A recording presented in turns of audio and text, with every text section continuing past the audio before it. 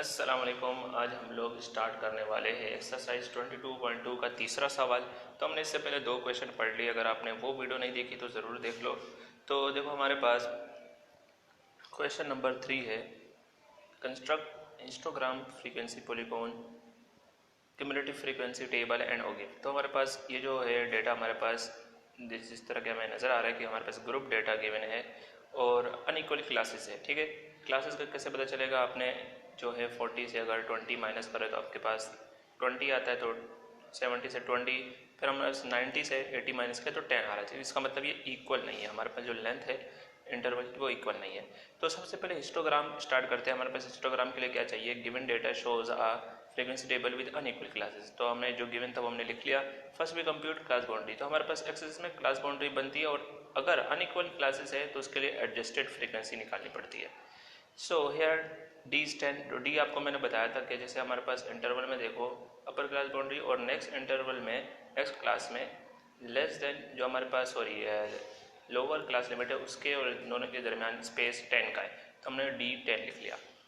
Then इसके बाद आते हैं writing class boundary on X axis and adjusted frequency on Y axis. जो क्लास बाउंड्री होगी उसको एक्स एक्सिस में लिखो और एडजस्टेड फ्रीक्वेंसी को वाई एक्सिस में। Thus we get the required histogram with unequal interval. तो हमें हिस्टोग्राम मिल जाएगा अपना रिक्वायर्ड।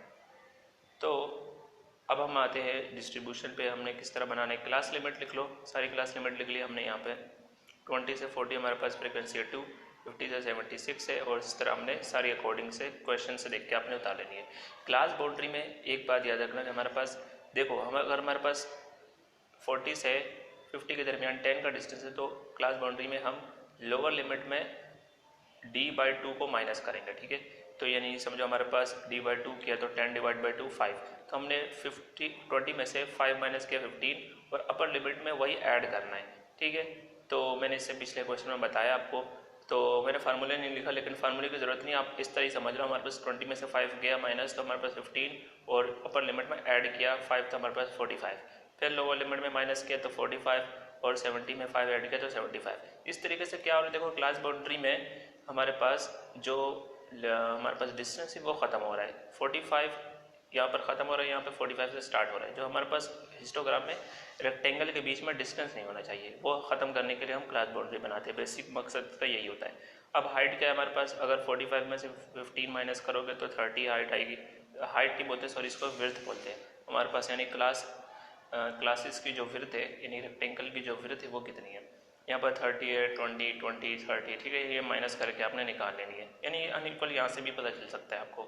एडजस्टेड फ्रीक्वेंसी में सिर्फ यही काम करना है कि आपने f से h को डिवाइड कर लेना है। ये 2 डिवाइड बाई 30 आ जाएगा 0.066, फिर 6 डिवाइड बाई 30 किया तो 0.2। इस तरीके से आपने क्या लिख लेनी है? एडजस्टेड फ्रीक्वेंसीज लिख लेनी है। समझ गए? अब देखो we can verify the area of rectangle. अच्छा, ये बाद में हम करेंगे, पहले हम देखते हैं कि हमारे पास ग्राफ किस तरह बनेगा। अब आ जाते हैं हमारे पास, तो मैंने इसको आपको कॉपी में ही बना के बता दिया, क्योंकि हमने ग्राफ को किस तरीके से ग्राफ पेपर में अपलोड करेंगे पिछले वीडियो में सीख लिया है। तो यहाँ पर भी देखो काफ़ी इजी, इतना मुश्किल नहीं है। हमारे पास जो हाईएस्ट वैल्यू थी वो थी हमारे पास 170 है। ठीक है, तो हमने लोवेस्ट वैल्यू से स्टार्ट करना है, सॉरी क्लास बाउंड्री में देखना है 15 से 75 तक जाना है। तो हमने देखा कि हमारे पास इस तरीके से ड्रॉ करेंगे कि हमारे पास ये पूरे पेज पे आ भी जाए, हमारे पास इस तरीके से नज़र आए कि ये बिल्कुल एक्यूरेट है। ठीक है, तो हमारे पास इसकी खूबसूरती भी ना ख़राब हो और इसमें नज़र आ जाए। तो हमने क्या किया, 1 सेंटीमीटर का आप डिस्टेंस मान लो, या आप ऐसा समझ लो 3 स्मॉल बॉक्सेस का डिस्टेंस पे हमने क्या किया, 15 यूनिट का डिस्टेंस दिया है। अब यहाँ पर जो डिस्टेंस होगा वो इक्वली होगा, ऐसा नहीं है कि हमने 15 से डायरेक्ट 45 का कितना भी डिस्टेंस दे दिया, नहीं, हमने हर एक को पहले अकॉर्डिंग से यूनिट का नाम दे देना है। जैसे 15, फिर 30, फिर 45, हर एक में 15-15 का आपने डिस्टेंस दे देना है। यानी 3 स्मॉल बॉक्सेस आप समझ लो, हमने इस पे हर एक को 15 यूनिट पे दे दिया। और यहाँ पर हमारे पास जो है 10 स्मॉल बॉक्सेस को 0.1 का डिस्टेंस दे दो, इस तरीके से जितना आपके ग्राफ में आ सकता है। तो हमने ये भी इक्वल दे दिया, और ये जो ज़ीरो है ये हमारे पास फ्रीक्वेंसीज़ के लिए। ठीक है, जो क्लास बाउंड्री है या हमारे पास एक्सिस में कभी भी ज़ीरो से स्टार्ट नहीं करते, हिस्टोग्राम हमारे पास ज़ीरो से अपर में स्टार्ट करता है। ठीक है, 15 आप समझ लो, हमने 15 से स्टार्ट किया। तो अब देखते हैं हमारे पास बनाना किस तरह है। हमारे पास एडजस्टेड फ्रीक्वेंसी आएगी वाई एक्सिस में, क्लास बाउंड्री आएगी एक्स एक्सिस में। तो सबसे पहले देखो हमारे 15 से 45 तक हमारे पास है 0.06। तो देखो 0.06 कहाँ आएगा, अब 0.5 तो 0.1 तो यहाँ पर है, तो यहाँ पर 0 पॉइंट मतलब 0.5 आएगा, तो 0.06 थोड़ा सा ऊपर रहेगा इधर, ठीक है। तो 0.06 से यहाँ पर हमारे पास ये लाइन लगा दी, एंड देन 15 से 45 तक हमारे पास एक रेक्टेंगल बन गया। फिर आप देखोगे हमारे पास 45 से 75 तक हमारे पास 0.2 की हमारे पास फ्रीक्वेंसी थी, एडजस्टेड फ्रीक्वेंसी, तो हम इस तरीके से हमने ये बना दी। और हर एक में देखोगे आपके पास जो विड्थ है वो डिफरेंट है, यहाँ पर 30 की विड्थ है और यहाँ पर 20 की विड्थ है, इसलिए हमारे पास जो रेक्टेंगल है वो भी डिफरेंट बन रहे हैं, डिफरेंट विड्थ के बनेंगे। तो ये आप देख लेना हमने किस तरीके से ड्रॉ किया। चलो अब देख लेते, कुछ और भी देख लेते, जैसे लास्ट वाली देख लेंगे। हमारे पास है 145 से 75 तक 0.06, तो 175 देखो तो हमारे पास क्या आ रहा है, 145 है। तो 145 देखो, अब मैं यही बता रहा था कि हमारे पास 135 से 145 के दरमियान हमारे पास क्या आ जाएगा, हमारे पास 135 के बाद 140, फिर 145 एंड देन 150 आ रहा है, ठीक है। तो हमने यहाँ पर रखा क्योंकि 145 कहीं यहीं पे लाई कर रहा होगा। अगर आपके पास बॉक्सेस होंगे तो आप इजीली इसको पहचान सकते हैं। अगर आपने 3 बॉक्सेस बनाएंगे तो थर्ड वाले यानी सेकंड वाले पे आपकी ये 145 आ जाएगा। तो हम यहाँ से लाइन लगाई एंड 175 था तो 180 से पहले आएगा, तो हमने अंदाज़न हमने लगा दिया कि 175 यहाँ पर लाई कर रहा होगा, और 0.06 अगेन यहाँ पर इसके मुताबिक ही ये लाइन लगा दी है। तो आपने इसमें कोई भी एडजस्टमेंट ख़राब नहीं करनी, आपने ये बिल्कुल इक्वल डिस्टेंस लेना है। अगर ये इक्वल डिस्टेंस नहीं लेंगे तो आपका ग्राफ जो है बिल्कुल ठीक नहीं बनेगा। तो ये था हमारे पास हिस्टोग्राम के बाद। अच्छा, ये चीज़ मेरे को बतानी थी आपको, अगर आप वेरीफाई करना चाहते हैं कि एरिया ऑफ रेक्टेंगल प्रोपोर्शन यानी इक्वल है फ्रीक्वेंसीज क्या, तो आप एरिया ऑफ रेक्टेंगल, एरिया में क्या होता है हमारे पास हाइट मल्टीप्लाई बाय उसके विड्थ से होती है। तो 30 हमारे पास हाइट थी यानी विड्थ मान लो, और उसकी लेंथ कितनी 0.026, तो ये हमारे पास फ्रीक्वेंसी के ही बराबर आएंगे। यानी कि हमने ये देखो यहाँ पर इस वाली विड्थ को मल्टीप्लाई किया एडजस्टेड फ्रीक्वेंसी यानी उसकी लेंथ से, तो ये फ्रीक्वेंसी के बराबर ही आएगा। अगर 30 को मल्टीप्लाई करोगे 0.2 से तो वो 6 के बराबर आएगा।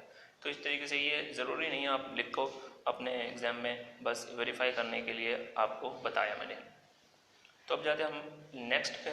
नेक्स्ट क्वेश्चन हमारे पास हमारे पास में नेक्स्ट पार्ट जो है फ्रीक्वेंसी पॉलीगॉन का है। तो फ्रीक्वेंसी पॉलीगॉन के लिए आपको चाहिए क्लास मार्क्स, ठीक है। तो हमने यहाँ पर क्लास लिमिट लिख ली, जो भी हमारे पास अन्य ग्रुप के लिए गिवन था उसकी फ्रीक्वेंसीज लिख ली। अब यहाँ पर हमारे पास चाहिए होती है एक डमी फ्रीक्वेंसी। तो पहले मैं आपको पढ़ के बता देता हूँ कि इसमें क्या क्या होता है। Data shows a frequency with unequal classes interval, the point to plot are XY plane where X represent class marks, जो X है वो क्लास मार्क्स को रिप्रेजेंट करेगा और Y जो है फ्रीक्वेंसीज को। डमी क्लास एक ऐड करेंगे हमने, एक स्टार्ट में और एक एंड में ऐड करना है, ठीक है। तो हम बताएंगे। और क्लास मार्क्स क्या होता है आपको बताया, हमारे पास अपर क्लास और लोअर क्लास को ऐड करके डिवाइड बाई 2 करो, या तो अपर क्लास बाउंड्री और लोअर क्लास बाउंड्री को ऐड करके डिवाइड बाई 2 करो, ठीक है।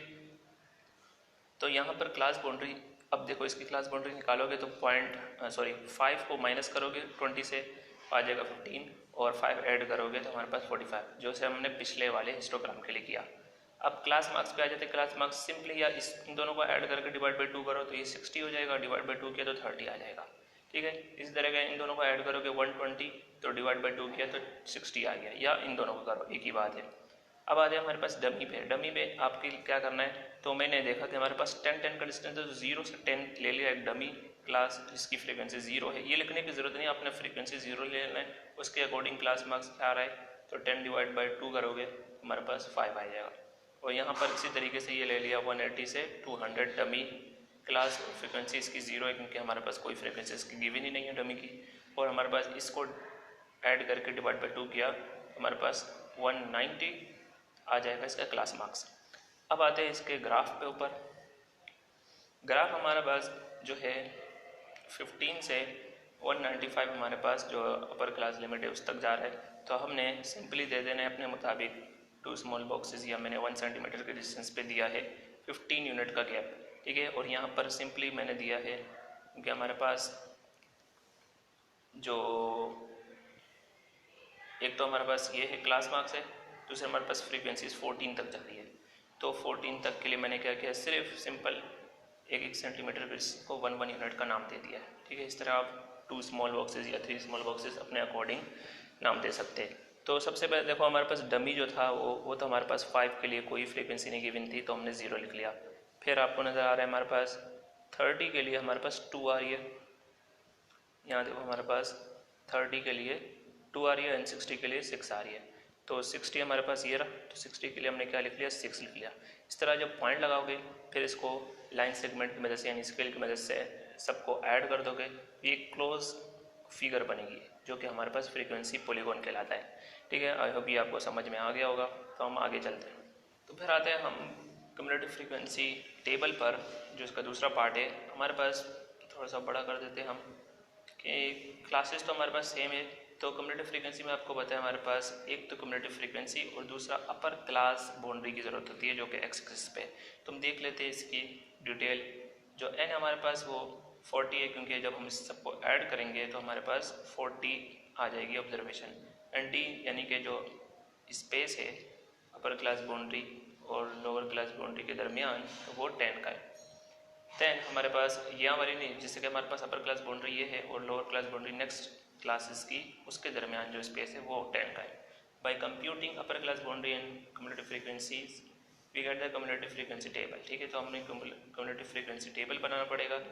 जो 15 है वो एक डमी स्टार्टिंग क्यूमुलेटिव फ्रीक्वेंसी है। यहाँ पर जो 15 है वो एक डमी क्लास बाउंड्री है।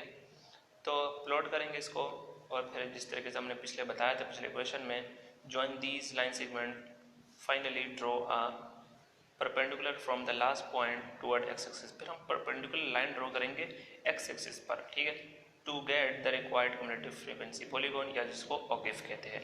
तो देखेंगे ये ग्राफ में, पहले हम देख लेते हैं हमारे पास अपर क्लास बाउंड्रीज कैसे निकली है।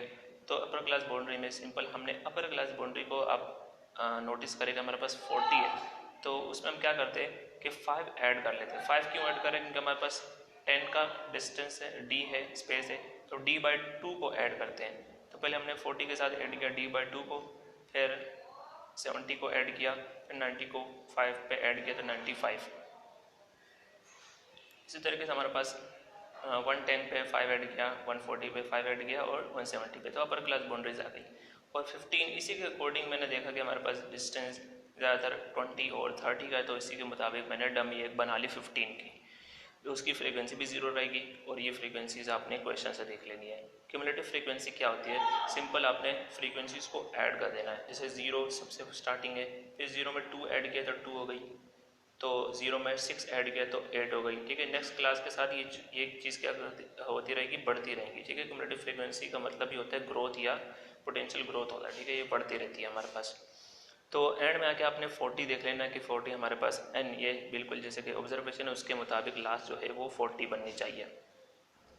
फिर इसके मुताबिक हम बनाएंगे एक ग्राफ। तो OGIF देखेंगे हम, OGIF में क्या करना है।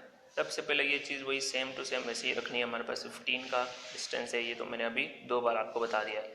और अपर क्लास वाई एक्सिस में आपने रखना है क्यूमुलेटिव फ्रीक्वेंसी का, जो 40 आई थिंक 40 तक जा रहा है। यस, तो देखिएगा आप जो 15 है उसकी तो कोई भी फ्रीक्वेंसी नहीं है, तो 0 पर है, तो 0 होगा। तो 45 पे हम देख लेंगे, 45 में आपको 2 और 75 पे 8। तो यहाँ देखोगे 45 का 2 यानी 3 से थोड़ा सा कम, और 75 का हमारे पास 8 आ रहा है। ठीक है, तो इन 9 से थोड़ा सा कम रख दिया। ये आप अपने अकॉर्डिंग रख सकते हो 2 स्मॉल बॉक्सेस या 3 स्मॉल बॉक्सेस के ऊपर। तो लास्ट वाली जो देखोगे आप, हमारे पास 40 हमारे पास आ रहा है 175 पर, आई थिंक 175 की है 40। हमने ये रख के सिंपली हमने एक परपेंडिकुलर लाइन बनानी है एक्स एक्सिस पे। और परपेंडिकुलर लाइन आपको पता है हमारे पास, ये हमारे पास परपेंडिकुलर लाइन है क्योंकि हमारे पास इन दोनों के दरमियान 90 का डिस्टेंस है। ठीक है, 90 का डिस्टेंस आ रहा है, तो इस तरीके से हम ये कह सकते हैं कि हमारे पास एक परपेंडिकुलर लाइन बनानी है टुवर्ड एक्स एक्सिस। तो ये जब हम बना लेंगे तो हमारे पास रिक्वायर्ड OGIF हमारे पास तैयार हो जाएगा। अब आता है क्वेश्चन नंबर 4 पर। क्वेश्चन नंबर 4 है हमारे पास, plot histogram relative frequency polygon and OGIF for the following data. ठीक है, तो हमारे पास क्लास लिमिट दी हुई है, और हमारे पास जैसे कि यहाँ पर जो लिमिट है हमारे पास 10.5 से 10.9, तो हमारे पास कुछ थोड़ा सा मिसिंग था, तो हमारे पास इक्वल यहाँ पर जो है इक्वल क्लासेस है, इसलिए मैंने क्या किया, हमारे पास लास्ट जो देखो हमारे पास 10.9 है, इसको थोड़ा सा मैंने करेक्ट करने के लिए 12.5 12.4 से और 12.5 से 12.9, ठीक है। तो ये मिसिंग था यहाँ पर, क्योंकि ये इक्वल हमारे पास क्लासेस आनी चाहिए, तो एंड में मैंने थोड़ी सी इसमें चेंजेस किए।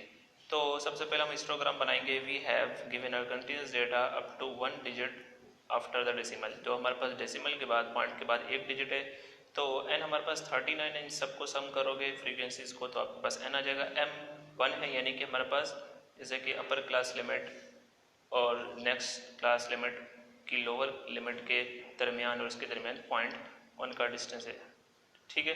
तो हमारे पास m क्या होगा, हमारे पास m हमारे पास जो है 1 होगा, वो अलग है, ठीक है। d हमारे पास 0.1 है। m अगर हमारे पास जैसे फर्स्ट डेसिमल प्लेस है, उसके दरमियान जो हमारे पास एक डेसिमल के बाद 1 डिजिट है, तो हम m1 लिखेंगे। अगर जैसे फॉर एग्जांपल पॉइंट के बाद 2 डिजिट है, तो हम पॉइंट m2 लिखेंगे, ठीक है। ये मैंने आपको पिछली वीडियो में बताया था। तो write class boundaries on X axis and corresponding frequencies on Y axis, तो हमारे पास क्लास बाउंड्री बनेगी और फ्रीक्वेंसीज बनेगी। तो देखो हमारे पास अपर क्लास बाउंड्री को क्या करते हैं, हम अपर लिमिट पे d/2 को ऐड करते हैं। d कितना था हमारे पास 0.1, तो d/2 कितना होगा, तो 0.1 को 2 से डिवाइड कर दो। तो देखो हमारे पास अपर क्लास लिमिट है 10.5, तो हमारे पास सॉरी अपर लिमिट है 10.5, तो इसमें इस पर हमने माइनस किया, ठीक है। सॉरी ये लोअर लिमिट है, तो इसमें हमने माइनस किया 10.45 हो गया, तो 0.05 बनता है आई थिंक d/2। फिर अपर लिमिट 10.9 है, इसमें हमने ऐड किया 0.05, तो हमारे पास आएगा 10.95। इसी तरह इस सब में ऐड करते रहोगे, तो आपके पास आपको दिखेगा कि हमारे पास जो क्लास बाउंड्रीज है उसमें हमारे पास जो डिस्टेंस है वो ख़त्म हो जाता है, ठीक है। सर 10.9 और 11 के दरमियान 0.1 का जो स्पेस था वो अब ख़त्म हो चुका है। तो हमने क्लास बाउंड्रीज लेनी है हिस्टोग्राम के लिए, तो उसकी फ्रीक्वेंसी देखो। सबसे पहले जैसे हम ग्राफ बनाते हैं, तो ग्राफ में हमने देखना है कि हमारे पास इक्वल डिस्टेंस रखनी है जितने भी हमारे पास रेक्टेंगल है उसके दरमियान। तो हमने क्या किया, हमने ग्राफ बना दिया, तो 10.5 और 10.95 का डिस्टेंस देखा हमने, उसको आप कितने भी बॉक्सेस के मुताबिक रख सकते हैं, 10 बॉक्सेस या 5 boxes according to your graph paper, ठीक है। और फ्रीक्वेंसीज हमारे पास 13 तक जा रही थी, तो हमने 1 सेंटीमीटर का डिस्टेंस को हमने दे दिया है 1 यूनिट का। तो आप इसको अकॉर्डिंग स्केल बना लोगे। यहाँ पर क्लास बाउंड्रीज देखो 10.5 से 9.5 हमारे पास 2 तक जा रहा है, ठीक है। फिर आप देखो हमारे पास 10.95 से 11.945 हमारे पास 7 तक जा रहा है, हम इस तरह ये 7 तक लेगा, ठीक है। तो अगर अनइक्वल होगा, तो मैंने अनइक्वल के लिए आपको सिखा दिया, ये चीज़ जो है आप अपने ग्राफ को देख के बनाओगे, ठीक है। और इसमें जो है डिस्टेंस तकरीबन सेम होगा, ठीक है, यानी हमारे पास इक्वल रखना है, चाहे आपका ग्राफ अनइक्वल ही क्यों ना हो, आपको ये चीज़ सेम टू सेम ही रखनी है, ठीक है। अगर डिस्टेंस 10.5 से 9.5 हमारे पास फॉर एग्जांपल जितना भी हमारे पास आ रहा है 5 का आ रहा है, 0.5 का आ रहा है, तो अगला भी हमने 0.5 से ही इस तरह बारी बारी देते रहना है, ठीक है। तो इस तरीके से आप इसको कंप्लीट करोगे हिस्टोग्राम को। फिर हमारे पास रिलेटिव फ्रीक्वेंसी पॉलीगॉन आ जाता है। क्लास लिमिट हमने यहाँ पर लिख ली है, क्लास लिमिट हमारे पास 10.5 और 10.9 और फ्रीक्वेंसी अकॉर्डिंग टू दिस। हमारे पास क्लास मार्क्स और रिलेटिव फ्रीक्वेंसी के ऊपर हमारे पास बनती है रिलेटिव फ्रीक्वेंसी पॉलीगॉन, ठीक है। फ्रीक्वेंसी पॉलीगॉन नहीं, हमारे पास रिलेटिव फ्रीक्वेंसी पॉलीगॉन चाहिए, तो हमने रिलेटिव फ्रीक्वेंसी बनाया, वरना आप फ्रीक्वेंसी और क्लास मार्क्स के ऊपर बनाते हैं, ठीक है। तो क्लास मार्क्स बेसिकली क्या होता है हमारे पास, हम यहाँ पर चेक कर लेते हैं। Data shows frequency distribution with equal class interval of H, हमारे पास क्या है, स्पेस है, ठीक है। यानी कि हमारे पास 10.9 से 10.5 माइनस करोगे तो हमारे पास एच आ जाएगा, यानी ये विड्थ कहलाती है। तो वो 0.4 का है। The point to plot are X Y, where X represent class marks, X पे आप क्लास मार्क्स बनाएंगे और वाई एक्सिस पे बनाएंगे relative frequency. Adding 2 dummy classes, और उसमें 2 डमी क्लासेस आएगी, एक स्टार्टिंग में और एक एंड में, जो कि है 10.2 और 13.2। क्लास मार्क्स असल में मिड पॉइंट होता है, जिसमें हम अपर क्लास और लोअर क्लास को ऐड करके डिवाइड बाई 2 करते हैं, ठीक है।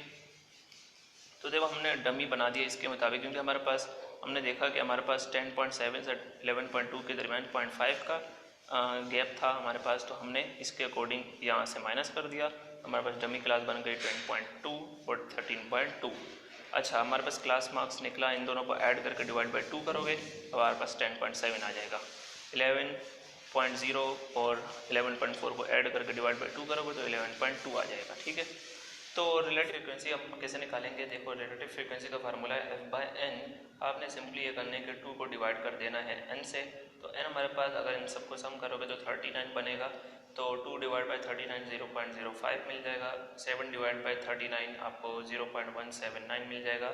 10 अगर 10 को डिवाइड करोगे 39 से तो 0.256। ठीक है, तो इस तरीके से आपने एफ डिवाइड बाय एन करना है तो आपको ये सिंपली मिल जाएगी। और क्लास मार्क जो डमी है उसकी कोई फ्रीक्वेंसी नहीं है तो उसकी रिलेटिव फ्रीक्वेंसी भी ज़ीरो रहेगी, और इस तरह लास्ट में जो है 13.2 की वो भी रिलेटिव फ्रीक्वेंसी ज़ीरो रहेगी। तो अब चलते हैं हम इसके ग्राफ की तरफ। तो देखो, ग्राफ में आपने रिलेटिव फ्रीक्वेंसी पॉलीगॉन के लिए आपको क्या चाहिए? एक्स एक्सिस पे हमारे पास क्लास मार्क्स है, तो हमारे पास 10.2 से स्टार्ट हो रहा है, तो इसकी हमारे पास रिलेटिव फ्रीक्वेंसी ज़ीरो थी, तो हमने इस तरह यहाँ पे ज़ीरो भी लिख दिया।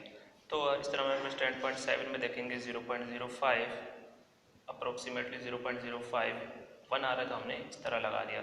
फिर 11.2 में देखोगे हमारे पास 0.7 आ रहा है, 0.17, तो हमने 11.2 पर देखना है। तो हमारे पास देखो, सबसे पहले तो अगर आप ये बनाना चाहते हो हमारे पास इक्वल डिस्टेंस पे रख लो, जैसे मैंने 2 सेंटीमीटर पे इसको रखा है 0.5 का डिस्टेंस। ठीक है, तो लेकिन ये मैंने चीज़ बराबर ही रखी है, तो 10.2 से 10.7 तक 0.5 का डिस्टेंस 2 सेंटीमीटर, फिर 0.5 का डिस्टेंस, फिर 0.5 का डिस्टेंस। और यहाँ पर देखो, आप पहले मैंने रखा था 4, आप समझ लो 4 बॉक्सेस के ऊपर हमने क्या रख लिया 0.1 का, तो मैंने सिर्फ इसको एक्यूरेसी के लिए मैंने आपके लिए लिख लिया कि आपको ज़्यादातर आसान रहे, तो आप ये समझ लो 1 स्मॉल बॉक्सेस का डिस्टेंस है 0.025 यूनिट। ठीक है, तो ये मैंने सिर्फ एक्यूरेसी के लिए लिख लिया था कि आपको पता चलता रहे। तो हमारे पास नेक्स्ट जो देखेंगे हमारे पास 11.7 पे 0.25। ठीक है, तो 11.7 पे हमारे पास 0.25। ठीक है, तो हम इस तरीके से सारे लगा के इसको ज्वाइन करेंगे, और इसको अगर फिल करना चाहो तो कलर से फिल कर सकते हो। तो ये चीज़ हमारे पास सिंपली बन जाएगी रिलेटिव फ्रीक्वेंसी का ग्राफ। तो नेक्स्ट पे जाते हैं। नेक्स्ट हमारे पास क्यूमुलेटिव फ्रीक्वेंसी टेबल। ठीक है, तो ये भी हमने पिछली वीडियो में पढ़ा था। इसमें हमारे पास अपर क्लास बाउंड्रीज चाहिए होती है। आपने सिंपली क्या करना है, जो हमारे पास अपर क्लास बाउंड्री है, जैसे कि हमारे पास अपर क्लास है 10.9, उसमें जो है d/2 को ऐड कर दिया। d आपके पास है 0.1, तो d/2 क्या होगा हमारे पास 0.05, तो 0.05 ऐड करोगे तो 10.95 आ जाएगा। इसी तरीके से हमारे पास सारे आपने अपर क्लास बाउंड्रीज में 0.05 ऐड करते रहना है। अब ये जो दिख रहा है आपके पास, ये है हमारे पास अपर क्लास बाउंड्री, लेकिन ये डमी हमारे पास क्लास है। ठीक है, तो हम इसमें क्या करेंगे, जिस तरह यहाँ पर इक्वल डिस्टेंस आ रहा है 0.5 का, इस तरह हम 9.5 में से 0.5 माइनस करेंगे तो 10.45 हमारे पास इस तरह से डमी क्लास निकल आएगी, डमी क्लास बाउंड्री। तो इसकी फ्रीक्वेंसी जीरो होगी, बाकी आपने क्वेश्चन से देख लेना है। क्यूमुलेटिव फ्रीक्वेंसी क्या होता है, हमारे पास जो भी क्लास है उसमें नेक्स्ट क्लास की जो पीछे फ्रीक्वेंसीज होगी तमाम वो इसके साथ ऐड होती रहेंगी, तो ये असल में ग्रोथ होता है। इसका मतलब इंक्रीजेस होना या बढ़ना या ग्रोथ करना। तो हमारे पास इस तरह ये जितने भी हम ऐड करते जाएंगे साथ साथ फ्रीक्वेंसीज को ये बढ़ती रहेगी। तो इसका तरीका क्या होता है, हमारे पास फर्स्ट हमने 0 लिखना है, फिर नेक्स्ट क्लास वाली फ्रीक्वेंसी अगले के साथ ऐड होकर 2, फिर 2 के साथ 7 ऐड करेंगे 9, 9 10 ऐड किया है 19, 19 के साथ 12 ऐड किया 31, 31 के साथ 8 ऐड किया 39। तो हमारे पास n असल में 39 है, तो हमारे पास ये देखना है हमारे पास सम जो है सबका 39 आना चाहिए। फिर हम करेंगे इसमें हेयर n इज़ 39, d हमारे पास 0.1 है। 0.1 असल में बताता है कि हमारे पास अपर क्लास बाउंड्री जो पहली क्लास है उसकी और लोअर क्लास बाउंड्री जो नेक्स्ट क्लास है उसके दरमियान का स्पेस। तो 10.9 और 11.0 में 0.1 का स्पेस है। By computing upper class boundary and cumulative frequencies we get the cumulative frequency table. तो ये चीज़ निकालने के बाद, अपर क्लास बाउंड्री और क्यूमुलेटिव फ्रीक्वेंसी निकालने के बाद हमारे पास ये बन जाएगा cumulative frequency table for ogive. तो ओगिव हमारे पास क्यूमुलेटिव फ्रीक्वेंसी पॉलीगॉन को कहते हैं। वेयर 10.5 हमारे पास एक डमी स्टार्टिंग क्लास बाउंड्री है। अगर इसको प्लॉट करना है तो हम now plot the point on graph, join these line segment, finally draw a perpendicular from the last point toward X axis to get the required ogive. तो हम ओगिव किस तरह बनाएंगे, ये परपेंडिकुलर डिस्टेंस किस तरह निकालेंगे, तो ये मैं आपको बताता हूँ। ग्राफ की तरफ जाते हैं। ग्राफ में हमारे पास ओगिफ का।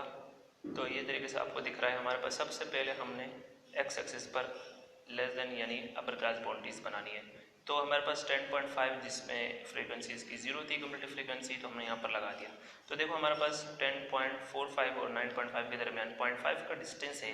तो हम देखेंगे कि हमने 2-2 सेंटीमीटर पर, या आप इस तरह कर सकते हो 5 स्मॉल बॉक्सेस पर, अगर आप ग्राफ पेपर में बना रहे तो आप इस तरह इक्वल डिस्टेंस पर 0.5 पर इसकी वैल्यूज लिख लो, ठीक है। अगर अनइक्वल है तो भी आप इस तरह लिखोगे, फिर उसके अकॉर्डिंग आपने ग्राफ बनाना है, जैसे मैंने पिछली बार फिर आपको बताया था अनइक्वल के लिए। और इस तरह हमारे पास जिस तरह के क्यूमुलेटिव फ्रीक्वेंसी 39 तक जा रही थी, तो मैंने क्या किया, 3 स्मॉल बॉक्सेस समझ लो हमारे पास 1 सेंटीमीटर के डिस्टेंस पर 3 यूनिट का हमने इसको नाम दे दिया, ठीक है। 3, फिर अगले हर 1 सेंटीमीटर को हमने दिया है नाम 3 यूनिट का। तो देखो 9, 12, 15, 18, अब वैल्यूज कहीं भी लाइक कर लो, आपने ये इक्वल रखना है, ठीक है। तो समझाने का मकसद ये कि आपका ग्राफ जो है तभी एक्यूरेट बनेगा जब आप जो स्केलिंग है वो ठीक तरीके से करेंगे।